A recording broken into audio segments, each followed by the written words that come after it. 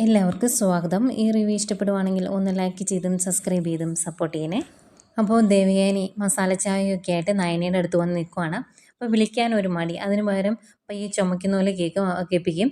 അന്തേക്കും നയന ആ അമ്മയായിരുന്നോ എന്ന് പറഞ്ഞ് എഴുന്നേക്കും. എന്നിട്ട് ചോദിക്കുന്നുണ്ട്, നിനക്ക് എന്തോ വയ്യായികയുണ്ട്, തലവേദനയാണ് എന്നൊക്കെ അവൻ വന്ന് പറഞ്ഞല്ലോ, അതുകൊണ്ട് കൊണ്ടുവന്ന മസാല ചായ എന്ന് പറഞ്ഞാൽ കയ്യിലോട്ട് കൊടുക്കും. അയ്യോ ഇതിൻ്റെ ഒന്നും ആവശ്യമില്ലായിരുന്നു അമ്മയെന്ന് പറയുമ്പം, അയ്യോ നിനക്കായിട്ട് മാത്രം ഉണ്ടാക്കിയതല്ല, അവന് മസാല ചായ വേണമെന്ന് പറഞ്ഞു, അവൻ ഉണ്ടാക്കിയപ്പോൾ ഇച്ചിരി മിച്ചം വന്നു, അതിങ്ങ് കൊണ്ടുപോകുന്നതേ ഉള്ളൂ എന്നിങ്ങനെ പറയുവാണ്. അന്നേരം നയനിക്ക് ഇങ്ങനെ മുഖത്തോട്ടൊക്കെ നോക്കുമ്പോൾ ചെറിയ സംശയമൊക്കെ വന്നിട്ടുണ്ട് കേട്ടോ. അന്നേരം എന്നിട്ട് ചോദിക്കുന്നുണ്ട്, നിനക്കൊന്ന് ഹോസ്പിറ്റലിൽ പോയിക്കൂടെ വയ്യെങ്കിൽ, അവൻ നിന്നെ വിളിച്ചതല്ലേ, അപ്പോൾ ഹോസ്പിറ്റലിൽ പോവുകയല്ലേ ചെയ്യേണ്ടത്, അല്ലാതെ ഇവിടെ അഹങ്കാരം പിടിച്ചിങ്ങനെ കിടക്കുവാണോ ചെയ്യേണ്ടതെന്ന് ചോദിക്കുമ്പം നയന പറയുന്നുണ്ട്, ഇല്ലമ്മ എനിക്കങ്ങനെ പ്രശ്നങ്ങളൊന്നും ഇല്ല, ഇതങ്ങ് പെട്ടെന്ന് കുറഞ്ഞോളൂ എന്ന് പറയുമ്പം ദേവേനി പറയുന്നുണ്ട്, അല്ലെങ്കിൽ തന്നെ ഇപ്പോഴത്തെ പനി പിടിച്ചു കഴിഞ്ഞാൽ പിറ്റേ ദിവസത്തേക്ക് തല പൊക്കാൻ സാധിക്കുകയില്ല, അങ്ങനത്തെ അസുഖങ്ങളൊക്കെയാണ് വരുന്നത്, അന്നേരം ആശുപത്രി പോവുകയല്ലേ ചെയ്യേണ്ടത്, അല്ലാതെ ഇങ്ങനെ മടി പിടിച്ച് ഇവിടെ ഇരിക്കുവാണോ ചെയ്യേണ്ടത് എന്നൊക്കെ ചോദിക്കുമ്പോൾ എനിക്ക് ആശുപത്രി പോകുന്നത് ഇഷ്ടമല്ല എന്ന് പറയും നയന. അന്നേരം ദേവേനി പറയുന്നുണ്ട്, അങ്ങനെ ഇഷ്ടമില്ല എന്ന് പറഞ്ഞിട്ട് കാര്യമുണ്ടോ, ഇന്നത്തെ കാലത്ത് അസുഖങ്ങൾ വന്നു കഴിഞ്ഞാൽ ഹോസ്പിറ്റലിൽ പോകണം, എനിക്കും ഇഷ്ടമൊന്നുമല്ലായിരുന്നു, പക്ഷേ എനിക്ക് വയ്യാണ്ട് വന്നപ്പോൾ ഞാൻ കുറേ കാലം ഹോസ്പിറ്റലിൽ കിടന്നില്ലേ, അതുപോലെ പല അസുഖങ്ങളും ഇന്നത്തെ കാലത്ത് ഉള്ളതാണ്, വയ്യായ്ക വന്നു കഴിഞ്ഞാൽ അന്നേരം ആശുപത്രി പോവുക ചെയ്യേണ്ടത്, ഇവിടെ മടിയാണ് എന്ന് പറയേണ്ട കാര്യം എന്താ, ആദർശമുണ്ട്, അവൻ വിളിക്കുമ്പോൾ റെഡിയായി ഒന്ന് വണ്ടിയിൽ കയറി ഇരുന്നാൽ പോരെ, അവൻ ആശുപത്രിയിലേക്ക് കൊണ്ടുപോവുകയല്ലേ എന്നൊക്കെ പറയുന്നുണ്ട് ദേവേനി. അന്നേരം നയന പറയും, ഇല്ല ഇത് പെട്ടെന്നങ്ങ് കുറഞ്ഞോളൂ, എനിക്ക് ഇടയ്ക്കിടയ്ക്ക് ഇത് വന്നതാന്ന് പറയുമ്പോഴത്തേക്കും ദേവേനിക്ക് പിന്നെയും ടെൻഷൻ, അങ്ങനെ ഇടയ്ക്കിടയ്ക്ക് വരുന്നതാണെങ്കിൽ ഹോസ്പിറ്റലിൽ പോയി കാണിക്കുക തന്നെ വേണം, തലവേദന എന്ന് പറഞ്ഞാൽ വേറെ പല അസുഖത്തിൻ്റെയും തുടക്കമായിരിക്കും ചിലപ്പം, അതുകൊണ്ടൊന്ന് ആശുപത്രി പോയാൽ എന്താ നിനക്ക് എന്ന് ചോദിക്കും. അന്നേരം നയന പറയുന്നുണ്ട്, ഇത് കുറയോ നോക്കട്ടെ, അല്ല ഇനിയിപ്പോൾ എന്തെങ്കിലും പ്രശ്നം ആവുകയാണെങ്കിൽ ഞാൻ ആദർശേൻ്റെ കൂടെ ആശുപത്രി പോയിക്കോളാം എന്ന് പറയുമ്പോൾ, ആ എന്തേലും കാണിക്കുക, അല്ലെങ്കിൽ നീ പറഞ്ഞാൽ അനുസരിക്കുകയല്ലോ എന്നൊക്കെ പറഞ്ഞിട്ട് അങ്ങ് പോവാണ് ദേവയാനി. നേരം അങ്ങോട്ട് ഇറങ്ങി പോയിട്ടും ദേവയാനിക്ക് ആകപ്പാടെ ഒരു വെപ്രാളവും വിഷമവും ഒക്കെയാണ്. കുറച്ചങ്ങ് നടന്നു പോയിട്ടും തിരിഞ്ഞിങ്ങനെ നോക്കിക്കൊണ്ട് നിൽക്കുവാണ് നയനെ. അന്നേരം നയന പയ്യെ കാപ്പി കുടിച്ചു തുടങ്ങിയായിരുന്നു, മസാല ചായ കുടിച്ചു തുടങ്ങിയായിരുന്നു. എന്നിട്ട് പയ്യെ പുറത്തേക്ക് നോക്കുമ്പം ദേവയാനി നയനെ നോക്കി ഇങ്ങനെ നിൽക്കുന്നതാണ് കാണുന്നത്. അന്തേക്കും ദേവയാനിക്ക് ആകപ്പാടെ ഒരു ചമ്മൽ, പെട്ടെന്ന് ഒന്നും മിണ്ടാതെ അങ്ങ് പോവുകയും ചെയ്യും. അന്നേരം ഇങ്ങനെ സംശയിച്ചിങ്ങനെ നോക്കി നിൽക്കും കേട്ടോ നയന. ഇനി മനസ്സിലുള്ള സ്നേഹം പുറത്ത് കാണിക്കാത്തതാണോ എന്നൊക്കെയുള്ള സംശയങ്ങൾ അന്നേരം ഉണ്ട് നയനയ്ക്ക്. അവിടെ നിന്ന് ഇറങ്ങി പോരുന്ന ദേവയാനിക്ക് ആകെ ടെൻഷനാണ്. അവിടെ നേരെ മുത്തശ്ശിയുടെ അടുത്ത് വന്നിട്ട് മുത്തശ്ശിയോട് പറയുവാണ്, അതെ കൊച്ചുമോളോട് വാശിയും വൈരാഗ്യവും കാണിക്കാതെ എന്തെങ്കിലും അസുഖം വന്നിട്ടുണ്ടെങ്കിൽ ആശുപത്രി പോകാൻ പറയണം കേട്ടോ എന്ന് പറയും. അന്നേരം മുത്തശ്ശി ചോദിക്കും, നീ ആരുടെ കാര്യമാണ് പറയുന്നത്, ആർക്കാ വയ്യാത്തതെന്ന് ചോദിക്കുമ്പോൾ, ആ നയനയ്ക്ക് അവൾക്ക് എന്തോ വയ്യായികയാണ് എന്നൊക്കെ ആദർശം എന്നോട് വന്ന് പറഞ്ഞു, അവൾക്ക് തലവേദനയാണ് എന്നൊക്കെയാണ് പറഞ്ഞത്, ഞാനൊരു മസാല ചായ ഇട്ട് കൊടുത്തിട്ടുണ്ട്, അവൾക്ക് അവൻ്റെ കൂടെ ഒന്ന് ആശുപത്രി പോയാൽ തീരുന്ന പ്രശ്നമല്ലേ ഉള്ളൂ, അവളോട് പറഞ്ഞപ്പോൾ അവൾക്ക് ആശുപത്രി പോകുന്നത് ഇഷ്ടമല്ല എന്ന് പറഞ്ഞു എന്ന് പറയും. അന്തേക്കും മുത്തശ്ശിക്ക് ടെൻഷൻ, അയ്യോ അവൾക്ക് അസുഖമാണെങ്കിൽ ആശുപത്രി കൊണ്ടുപോകണ്ടേ, നയനമോൾക്ക് എന്തെങ്കിലും വയ്യായിക ഉണ്ടെങ്കിൽ ആദർശം അന്നേരം ആശുപത്രി കൊണ്ടുപോകുന്നതായിരുന്നല്ലോ, ഇതിപ്പോൾ എന്താ പറ്റിയത് എന്ന് മുത്തശ്ശി ചോദിക്കുമ്പം ദേവേനി പറയുന്നുണ്ട്, അവൻ അവളോട് ആശുപത്രി പോകാമെന്ന് പറഞ്ഞതാണ്, അവളത് കേട്ടില്ല, പിന്നെ അവൻ എന്നോട് ഓടി വന്ന് പറഞ്ഞു അവൾക്ക് തലവേദനയാണെന്ന്, അതുകൊണ്ടാണ് ഞാൻ മസാല ചായ ഇട്ട് കൊടുത്തത്, ഇനിയിപ്പോൾ വെച്ചോണ്ടിരിക്കാതെ ആശുപത്രി പോകാൻ പറയണം, ഞാൻ പറഞ്ഞാൽ കേൾക്കത്തില്ലല്ലോ, അവൾക്ക് അഹങ്കാരം ഇത്തിരി കൂടുതലാണല്ലോ എന്നൊക്കെ ഇങ്ങനെ പറയുവാണ്. അന്നേരം മുത്തശ്ശി പറയും, അങ്ങനെയൊന്നും ഇല്ല എന്ന് പറയും.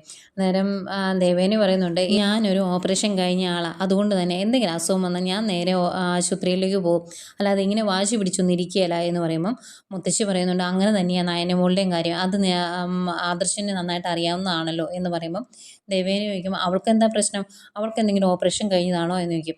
എന്തെങ്കിലും പെട്ടെന്ന് മുത്തശ്ശി, അങ്ങനെയല്ല, ഇന്നത്തെ കാലത്ത് എല്ലാവരുടെയും കാര്യം അങ്ങനെയൊക്കെ തന്നെയല്ലേ, എപ്പോഴും എന്താ അസുഖം വരുന്നതെന്ന് അറിയത്തില്ലല്ലോ, അതാ ഞാൻ പറഞ്ഞത് എന്ന് പറയുമ്പോൾ, എന്നാൽ അമ്മയൊന്ന് പോയി ഒന്ന് ഉപദേശിച്ചേരെ, അങ്ങനെയെങ്കിലും കേൾക്കുമോ നോക്കാം എന്ന് ദേവേനി പറയുമ്പോൾ മുത്തശ്ശി പറയുന്നുണ്ട്, തലവേദന കുറയോ നോക്കാം, അല്ലെങ്കിൽ ഇനിയിപ്പോൾ ആശുപത്രി പോകില്ല എന്ന് പറഞ്ഞ് വാശി പിടിക്കുകയാണെങ്കിൽ എന്തെങ്കിലും കഷായം ഉണ്ടാക്കി കൊടുക്കാം എന്ന് പറയുമ്പം ദേവേനി പറയുന്നുണ്ട്, കഷായമൊക്കെ ഉണ്ടാക്കി തരാം, അത് കുടിച്ചാൽ മതിയായിരുന്നു എന്ന് പറഞ്ഞിട്ട് ദേവേനി അങ്ങോട്ട് പോകും. മുത്തശ്ശിക്കും ടെൻഷനായിട്ടോ തലവേദനയാണ് എന്ന് പറഞ്ഞപ്പം. പിന്നെ കാണിക്കുന്നത് നന്ദുവിനെയും ഫ്രണ്ട്സിനെയാണ്. നന്ദു നാളെ ട്രെയിനിങ്ങിന് പോകാം കേട്ടോ, അതുകൊണ്ട് കൂട്ടുകാർക്ക് ഭയങ്കര വിഷമം.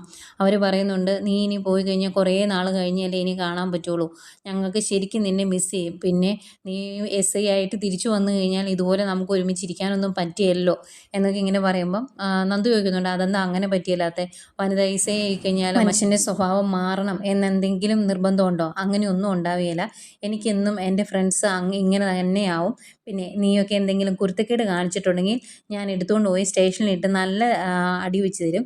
അതുകൊണ്ട് ആ രീതിയിലുള്ള പണിക്കൊന്നും നിൽക്കണ്ട. നിയമം വിട്ട് ഞാനൊന്നും ചെയ്യുകയില്ല.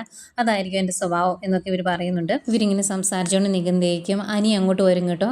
അനിയെ കാണുന്നത് കൂടെ നിന്ന് ഒരുത്തൻ പറയുന്നുണ്ട്, ദേ കാമുകം വരുന്നു എന്ന്. അന്നേരം നന്ദു പറയും, നിന്നോട് ഇതുപോലുള്ള ഡയലോഗ് വിടരുതെന്ന് ഞാൻ ഇതിനു മുമ്പേ പറഞ്ഞേക്കുന്നതല്ലേ എന്ന് ചോദിക്കുമ്പോൾ അവൻ പറയുന്നുണ്ട്, അതെ നീ ഏതായാലും ട്രെയിനിങ്ങിന് പോകല്ലേ, അതുവരെ ഞങ്ങൾ ഇങ്ങനെയൊക്കെ പറയും.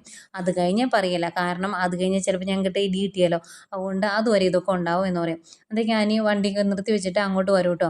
വന്നു കഴിയുമ്പോഴത്തേക്കും അവന്മാർ പറയുന്നുണ്ട്, ഏതായാലും അനി നീ വന്നല്ലോ, നാളെ ഇവിടെ ട്രെയിനിങ്ങിന് പോവാണ് എന്ന് അറിഞ്ഞുകൊണ്ട് വന്നതായിരിക്കും അല്ലേ, നിങ്ങൾ സംസാരിക്കുക, ഇനി ഞങ്ങൾ പോവാ എന്ന് പറയും. അന്നേരം അനി ചോദിക്കുന്നുണ്ട്, എന്തിനാ നിങ്ങൾ പോകുന്നത്, നിങ്ങളോട് ഇരിക്കടാവേ എന്ന് പറയുമ്പം അത് സാരമില്ല, ഈ സമയം നിങ്ങളെടുത്തോ, വൈകിട്ട് ഞങ്ങൾ ഇവളെ ഒന്നുകൂടെ വന്ന് കണ്ടോളാം എന്ന് പറഞ്ഞിട്ട് അവരങ്ങോട്ട് പോകും. അവരങ്ങ് പോയി കഴിയുമ്പോഴേക്കും നന്ദുവും അനിയും അവിടെ സംസാരിക്കാനിരിക്കും കേട്ടോ. അന്നേരം അനി നന്ദുവിനോട് പറയുന്നുണ്ട്, നന്ദു നീ ട്രെയിനിങ്ങിന് പോയി കഴിഞ്ഞാൽ ഇനി കുറേ കാലം കഴിഞ്ഞാലേ വരുള്ളൂ, അത്രയും കാലവും കാണാതിരിക്കണമല്ലോ എന്ന് ഓർക്കുമ്പോൾ എനിക്കൊരു വിഷമമാണ് എന്ന് പറയുമ്പം നന്ദു പറയുന്നുണ്ട്, അനി നീ വിളിക്കുമ്പോഴെല്ലാം വരുന്നത് നിൻ്റെ നിസ്സഹായാവസ്ഥ എനിക്ക് അറിയാവുന്നത് കൊണ്ടാണ്. നീ വിവാഹം കഴിച്ച ഒരാളാണെന്നും നിനക്കൊരു ഭാര്യയുണ്ട് എന്നും എല്ലാം എനിക്കറിയാം, അതൊന്നും മറന്നിട്ടല്ല ഞാൻ നിന്നോട് സംസാരിക്കുന്നത് എന്ന് പറയുമ്പം അനി പറയുന്നുണ്ട്, വിവാഹം കഴിച്ചു കഴിഞ്ഞാൽ വിവാഹം കഴിച്ച പുരുഷനോട് എപ്പോഴെങ്കിലുമൊക്കെ ഒരു നീതി പുലർത്തണം ഭാര്യ. പക്ഷെ അവളുടെ ഭാഗത്തു നിന്ന് അങ്ങനെ ഒരു കാര്യം ഉണ്ടാകാറേ ഇല്ല. ഞങ്ങൾ ബെഡ്റൂമിൽ പരസ്പരം പുറം തിരിഞ്ഞു കിടക്കുന്ന രണ്ട് വ്യക്തികളാണ്. അതിനപ്പുറം ഇനി ഒന്നും സംഭവിക്കും എന്ന് എനിക്ക് തോന്നുന്നുമില്ല എന്നിങ്ങനെ പറയുമ്പം നന്ദു ചോദിക്കുന്നുണ്ട്, നിങ്ങൾ തമ്മിലുള്ള അകൽച്ചയ്ക്ക് കാരണം ഒരു കണക്കിന് ഞാനല്ലേ, നമ്മൾ തമ്മിലുള്ള അടുപ്പമല്ലായിരുന്നോ അതിന് കാരണം എന്ന് ചോദിക്കും. അന്നേരം അനു പറയുന്നുണ്ട്, അതും ഒരു കാരണമാണ്. പക്ഷേ ഇങ്ങനെ ഒരു സംഭവം ഇല്ലായിരുന്നു എങ്കിലും അവൾ എന്നെ സ്നേഹിക്കുമെന്നൊന്നും എനിക്ക് തോന്നുന്നില്ല. അവൾക്ക് ഇപ്പോഴും സ്വത്തും പണവും ഒക്കെ തന്നെയാണ് വലുത്. അവളുടെ അച്ഛനും അമ്മയും എല്ലാവരും നുണ പറയുന്നുണ്ടോ എന്ന് എനിക്ക് സംശയമുണ്ട്. കാരണം സിറ്റിയിലെ കണ്ണായ സ്ഥലത്ത് കുറച്ച് സ്ഥലം മേടിക്കാനാണ് എന്ന് പറഞ്ഞ് അവർ ഞങ്ങളെ കൊണ്ട് കാണിച്ചായിരുന്നു. അതിനുശേഷം എനിക്കാണ് എന്ന് പറഞ്ഞ് ഒരു വണ്ടിയും മേടിച്ചു തന്നായിരുന്നു. അത് വീട്ടിലോട്ട് കൊണ്ടുവന്നപ്പോഴേ മുത്തച്ഛൻ പറഞ്ഞു, അവിടെ ആവശ്യത്തിന് വണ്ടികൾ ഉള്ളതുകൊണ്ട് അത് അനാമികയുടെ വീട്ടിൽ തന്നെ കൊണ്ടിട്ടു, ഇവിടെ ഇടണമെന്നില്ല എന്ന് പറഞ്ഞിട്ട് അവർ വീട്ടിൽ കൊണ്ടിടുക ചെയ്തത്. പിന്നീട് ഞാനവിടെ ചെന്നപ്പം ആ വണ്ടി അവിടെ കണ്ടതുമില്ല. അതുകൊണ്ട് തന്നെ അവരെല്ലാം പറയുന്നത് നുണയാണോ എന്ന് എനിക്ക് നല്ല സംശയമുണ്ട് എന്ന് അനി പറയുന്നുണ്ട് കേട്ടോ. ഇവരിങ്ങനെ സംസാരിച്ചുകൊണ്ട് നിൽക്കുമ്പോൾ അതിലൂടെ കാറിൽ വരുന്നുണ്ട് അനാമിക. അനാമിക ഇത് കാണുകയും ചെയ്യും. ഭയങ്കര ദേഷ്യപ്പെട്ട് അവിടുന്ന് പോവുകയും ചെയ്യുന്നുണ്ട്. ഏതായാലും അതിനുശേഷം നന്ദുവിനോട് സംസാരിക്കുമ്പം അനി പറയുന്നുണ്ട്, ഞാൻ നന്ദുവിന് വേണ്ടി ഒരു ഗിഫ്റ്റ് കൊണ്ടുവന്നിട്ടുണ്ട്. തനിക്ക് എസ് ഐ സെലക്ഷൻ കിട്ടി എന്നറിഞ്ഞപ്പം ഞാൻ ഇത് തട്ടാൻ്റെ കൈ പണിയാൻ കൊടുത്തിരുന്നതാണ്. അങ്ങനെ പണിയിപ്പിച്ചെടുത്ത മോതിരമാണ്. ഈ ഗിഫ്റ്റ് താൻ സ്വീകരിക്കണം എന്ന് പറയുക കേട്ടോ. അന്നേരം നന്ദു പറയുന്നുണ്ട്, വേണ്ട അനി, എനിക്ക് ഇങ്ങനെയുള്ള ഗിഫ്റ്റൊന്നും വേണ്ട എന്ന് പറയുമ്പോൾ അനി പറയുന്നുണ്ട്, ഇത് താൻ മേടിക്കണം, മേടിച്ചില്ലെങ്കിൽ എനിക്ക് ഭയങ്കര വിഷമാവും, എന്തിനാണോ താൻ എന്നെ ഇങ്ങനെ വിഷമിപ്പിക്കുന്നത് എന്നൊക്കെ ചോദിക്കുമ്പോഴത്തേക്കും വേറെ നിവൃത്തിയില്ലാതെ നന്ദു അതങ്ങ് വാങ്ങിക്കും കേട്ടോ. വാങ്ങിച്ചു കഴിയുമ്പോഴേക്കും അനി പറയുന്നുണ്ട്, തൻ്റെ അടുത്ത് വന്നിരിക്കുമ്പം തൻ്റെ മനസ്സിൻ്റെ ആളിൽ എനിക്കറിയാൻ സാധിക്കുന്നുണ്ട്. അത് അങ്ങനെ ഉണ്ടാകുന്നത് രണ്ടുപേർ തമ്മിൽ സ്നേഹിക്കുന്നതുകൊണ്ടാണ്, നമ്മുടെ മനസ്സുകൾ തമ്മിലുള്ള സ്നേഹം കൊണ്ടാണ് അങ്ങനെ സംഭവിക്കുന്നത്. അതെനിക്ക് തിരിച്ചറിയാൻ പറ്റുന്നുണ്ട്. അതുകൊണ്ട് എൻ്റെ മുമ്പിൽ ഒരുപാട് ഒളിക്കണ്ട എന്നിങ്ങനെ അനി പറയാം കേട്ടോ. അന്നേരം എനിക്ക് അങ്ങനെയൊന്നുമില്ല, അതെനിക്ക് തോന്നുന്നതാണ്, ഞാൻ പോകുക എന്ന് പറഞ്ഞ് അങ്ങോട്ട് എഴുന്നേറ്റ് പോവുകയാണ് നന്ദു. അന്തേക്കും അനി വിളിച്ച് നിർത്തും, ഒന്ന് നിന്ന് ഒരു കാര്യമോട് ചോദിക്കട്ടെ എന്ന് പറയും. എന്നിട്ട് ചോദിക്കുന്നുണ്ട്, നാളെ എങ്ങനെയാണ്, കാറിനാണോ അതോ ട്രെയിനിനാണോ പോകണേന്ന് ചോദിക്കുമ്പം ട്രെയിനിനാണ് എന്ന് പറയും. അന്നേരം അനി പറയുന്നുണ്ട്, എനിക്ക് വീട്ടിലോട്ട് വന്നുന്നുണ്ട്, പക്ഷെ അത് സാധിക്കുമല്ലോ, അതുകൊണ്ട് റെയിൽവേ സ്റ്റേഷൻ ഞാൻ വരട്ടെ എന്ന് ചോദിക്കും. അന്നേരം നന്ദു പറയും, വേണ്ട, അങ്ങനെ നീ വരുമൊന്നും വേണ്ട, ഞാൻ വീഡിയോ കോൾ വിളിക്കാം, ആരും അടുത്തില്ലാത്ത സമയത്ത് അറ്റൻഡ് ചെയ്താൽ മതി എന്ന് പറയുമ്പോഴത്തേക്കും ആയിക്കോട്ടെ എന്ന് അനിയും പറയും. അങ്ങനെ രണ്ടുപേരോട് അവിടെ നിന്ന് പിരിയുവാണ്. എനിക്ക് നല്ല സങ്കടമുണ്ട് നന്ദു പോകുന്ന കാര്യം ഓർത്തിട്ട്. പിന്നെ കാണിക്കുന്ന വൈകിട്ട് ആദർശ് വന്നു കേട്ടോ. അന്നേരം നയന അവിടെ കിടക്കുവാണ്. അന്നേരം ആദർശ് വന്നിട്ട് പറയുന്നുണ്ട്, എടോ എല്ലാവരും എന്നെ കുറ്റപ്പെടുത്തുവാണ്, തന്നെ ഹോസ്പിറ്റലിൽ കൊണ്ടുപോയില്ല എന്ന് പറഞ്ഞ്, അതുകൊണ്ടൊന്ന് എഴുന്നേറ്റ് ഒന്ന് റെഡിയാകാം, നമുക്കൊന്ന് ആശുപത്രിയിൽ പോകാം എന്ന് പറയും. അന്നേരം നയന പറയുന്നുണ്ട്, എനിക്ക് ആശുപത്രിയിലൊന്നും പോകണ്ട, എനിക്കത് ഇഷ്ടമല്ല, എന്നെ ഒന്ന് എൻ്റെ വീട്ടിൽ വരെ കൊണ്ടുപോയാൽ മതി എന്ന് പറയും. അന്നേരം ആദർശ് ചോദിക്കുന്നുണ്ട്, അതെന്താ തൻ്റെ അസുഖം വീട്ടിൽ പോയാൽ മാറുമോ എന്ന് ചോദിക്കുമ്പം, അതെ, എൻ്റെ തലവേദനയൊക്കെ വീട്ടിൽ പോയാൽ മാറും, ഞാൻ അവിടെ ചെന്ന് കഴിഞ്ഞാൽ അമ്മ എനിക്കൊരു കഷായം ഇട്ട് തരും, അത് കുടിക്കുന്നത് എൻ്റെ തലവേദന മാറും, ഇതിനു മുമ്പ് തലവേദന വരുമ്പോഴും അങ്ങനെയൊക്കെ ചെയ്യാറുള്ളത്, അല്ലാതെ ഞാൻ ആശുപത്രിയിലൊന്നും പോകാറില്ല എന്ന് പറയും. അന്നേരം ആദർശ് പറയുന്നുണ്ട്, ഏത് പെൺകുട്ടികൾക്കും അവർക്ക് വയ്യാതെ ആകുമ്പോൾ അവരുടെ അമ്മയുടെ അടുത്ത് അവരുടെ സ്വന്തം വീട്ടിൽ നിൽക്കണമെന്നാണല്ലോ ആഗ്രഹം, അതുകൊണ്ട് ഇനിയിപ്പോൾ അങ്ങനെ റെസ്റ്റ് എടുത്താൽ തനിക്ക് അസുഖം മാറും എന്ന് തനിക്കുണ്ടെങ്കിൽ തന്നെ ഞാൻ കൊണ്ടുവിടാം, വേറെ പ്രശ്നമൊന്നുമില്ല, റെഡി ആയിക്കോ എന്നിങ്ങനെ പറയുവാണ്. അന്നേരം നയന പറയുന്നുണ്ട്, വേറെ ഒന്നിനുമല്ല, എനിക്ക് അമ്മയുടെ കൂട്ടത്തിൽ ഒന്ന് അമ്പലത്തിലോട്ട് പോകണം, എന്തൊക്കെയോ ദുസ്വപ്നങ്ങൾ കണ്ട പോലെ, മനസ്സിനൊരു അസ്വസ്ഥത പോലെ, അതുകൊണ്ട് അമ്പലത്തിൽ പോകണം എന്ന് പറയുമ്പം ആദർശ് പറയുന്നുണ്ട് തലവേദനയാണെങ്കിൽ അമ്പലത്തിലോട്ടൊന്നും പോകണ്ട, പുറത്ത് നല്ല വെയിലുണ്ട്, അതുകൊണ്ട് വെയിൽ കൊള്ളണ്ട എന്നൊക്കെ പറയുമ്പോൾ അതിന് പറയുന്നുണ്ട് അതിന് നമ്മൾ നടന്നല്ലല്ലോ പോകണേ, കാറിനല്ലേ, അതുകൊണ്ട് അമ്പലത്തിൽ പോകുന്നവർക്ക് കുഴപ്പമൊന്നുമില്ല, എങ്കിലേ മനസ്സിനൊരു സുഖം ഉണ്ടാവുള്ളൂ എന്ന് പറയും. എന്തായാലും അതും സമ്മതിക്കുന്നുണ്ട് ആദർശ്. പിന്നെ കാണിക്കുന്നത് നന്ദുവിനെയാണ്. നന്ദു ആ മോതിരം നോക്കി ഇങ്ങനെ സന്തോഷത്തോടെ നോക്കിയിരിക്കുവാണ് മോതിരത്തിലേക്ക്.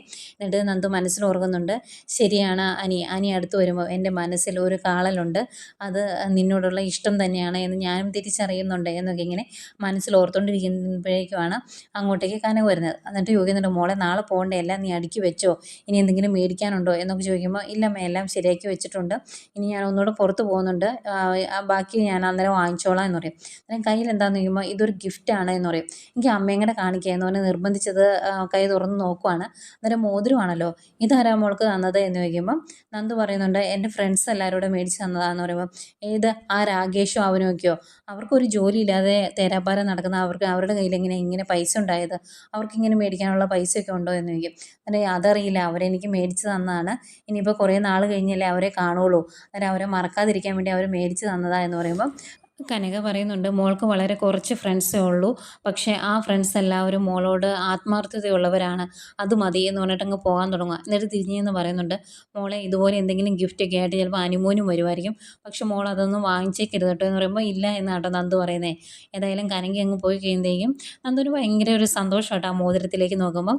എന്നിട്ട് അനി പറഞ്ഞ കാര്യങ്ങൾ ഓർക്കും കേട്ടോ, അടുത്ത് വന്നിരിക്കുമ്പോൾ ഉണ്ടാകുന്ന ആ ഒരു ഫീലിങ്സ് മനസ്സിൽ ഇഷ്ടമാണ് എന്നൊക്കെ പറഞ്ഞത് ഓർക്കുമ്പോഴേക്കും ഒത്തിരി ഇഷ്ടം തോന്നുവാണ് നന്ദുവിന് അനിയോട്. എന്നിട്ട് ആ മോതിരത്തിൽ കനക വന്നുണ്ടോ എന്നൊക്കെ നോക്കിയിട്ട് ഒരു ഉമ്മയും കൊടുക്കുന്നുണ്ട്. അങ്ങനെ നിൽക്കുന്ന നന്ദുവിനെ കാണിച്ചുകൊണ്ടാണ് ഇന്നത്തെ എപ്പിസോഡ് അവസാനിക്കുന്നത്.